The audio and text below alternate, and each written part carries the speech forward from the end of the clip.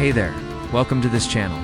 The year is 48 BC. Roman soldiers stand guard outside the burning Library of Alexandria. One of the ancient world's greatest centers of knowledge. Soon, it will be no more. Everyone knows about the great Library of Alexandria, the legendary center of knowledge that vanished in flames. But what if I told you that Europe once had its own version of this intellectual treasure trove? Millions of manuscripts, scientific theories, and ancient wisdom once filled monasteries, universities, and imperial archives across the continent. Today, most of that knowledge is simply ... gone. Where did it all disappear? Who took its hand? Why was it forgotten? Let's find out. During the Middle Ages and the Renaissance, Europe saw a surge in scientific thought. Manuscripts on medicine, astronomy, alchemy, engineering, and philosophy were copied, translated, and preserved. Libraries flourished from the monastery of Monte Cassino to the University of Paris and the Vatican's secret archives. In the Islamic Golden Age, many Greek and Roman texts were translated into Arabic, then back into Latin in European centers of learning. By the 13th century, it's estimated that millions of manuscripts existed across Europe. But today, only a fraction survives. So what happened? History tells us that war, conquest, and fear played major roles. Viking raids in the 9th century torched monasteries and their libraries. The Reformation and Counter-Reformation saw the burning of countless heretical books. In 1794, during the French Revolution, over 40,000 manuscripts from abbeys and churches were destroyed or lost. And let's not forget World War II, when bombs wiped out entire archives in cities like Dresden, Warsaw, and Berlin. But it wasn't just destruction. Sometimes knowledge was intentionally suppressed. Throughout European history, knowledge was power, and power feared knowledge. The Catholic Church, royal courts, and even universities decided what was safe and what was dangerous. Thousands of works were banned or locked away. The infamous Index of Forbidden Books included writings by Galileo, Copernicus, and even early biology texts. In many cases, manuscripts weren't destroyed. They were buried in vaults, misfiled, or deliberately hidden from public view. Some believe secret collections like the Vatican Apostolic Archive still hold lost scientific breakthroughs from the past. But wait a second. Doesn't the Vatican still have the chance to declassify these documents? Not really. You see, although a lot of people think that the Vatican is a modern institution created during the Renaissance, it actually dates back to the very beginnings of Christianity. There's so much stuff in those old basements that some of it has never even been cataloged. Sure, they could start doing that now, but what happens if they can't find someone who can read the language? What if it's written in a dead language? We have to remember that there's a reason why the Vatican hasn't released these documents yet. It probably has something to do with the fact that a lot of what's down there is super problematic and goes against the modern doctrine of the Church. Like how a lot of the documents prove that popes were elected in ways that went against canon law.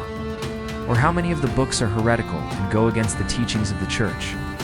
Or how they might contain evidence that shows that the Church did bad things in the past. Like covering up the crimes of priests, persecuting innocent people. They simply can't risk releasing these documents.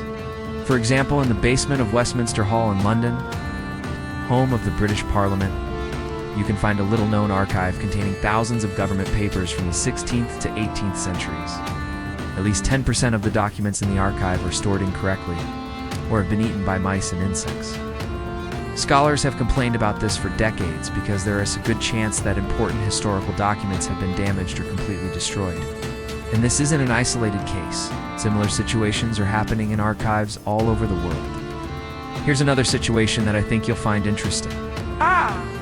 One of the most famous examples of a lost manuscript is Voynich manuscript. This strange book written in an unknown script and filled with bizarre illustrations has baffled experts for centuries. Originally thought to be a lost medieval text, modern analysis suggests it may be a hoax. Regardless, its mysterious origins highlight just how much knowledge could be lost forever without proper care. In the monastery of St. Gallen in Switzerland, the story is thankfully different.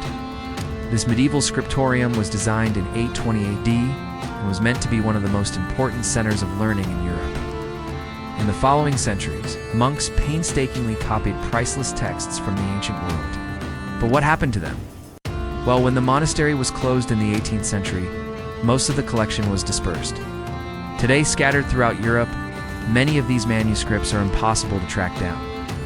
Only a handful remain in St. Gallen, held in a modern archive building just steps away from the old scriptorium. As you explore this unique collection, you can't help but wonder, what other treasures from Europe's past might be lost, waiting to be discovered in some forgotten corner of the world? Imagine if blueprints for mechanical flight, theories of gravity, or even basic medicine existed in no lost texts. Recent finds suggest it is possible. A medieval text described machines powered by steam, 400 years before the Industrial Revolution. Some writings hint at knowledge of the circulation of blood before William Harvey's discovery. And now, with AI and imaging technology, researchers are beginning to decode palimpsest pages, where old texts were erased and written, over recovering lost voices from the past. But some claim that knowledge isn't truly lost if it reaches enough people. According to this viewpoint, knowledge spreads through society and influences people's actions, regardless of whether a particular text survives. This perspective emphasizes the cumulative nature of human understanding, where ideas build upon one another over time. Even if a specific work is lost, its underlying principles and concepts continue to evolve and influence future generations. However, others argue that the loss of any historical text represents a significant gap in our understanding of the past. Every manuscript contains unique insights and perspectives that cannot be replicated. When these sources are lost, we lose the opportunity to learn from and understand our history in all its complexity. Moreover, some argue that certain discoveries or inventions may have been directly influenced by now lost texts. For example, the absence of certain manuscripts could mean that we may never know the true origin of important scientific advancements. This viewpoint highlights the importance of preserving every piece of historical documentation, as it contributes to the richness and accuracy of our understanding of the past. So what do you think?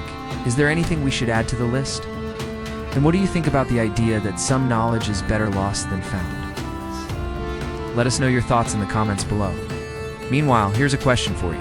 If you could bring back one lost historical text, which one would you choose and why?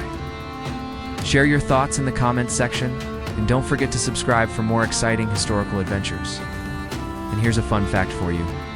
Did you know that during the Middle Ages, eyeglasses were sometimes prescribed by monks? Yes, that's right. These holy men were not only spiritual leaders, but also some of the first known opticians.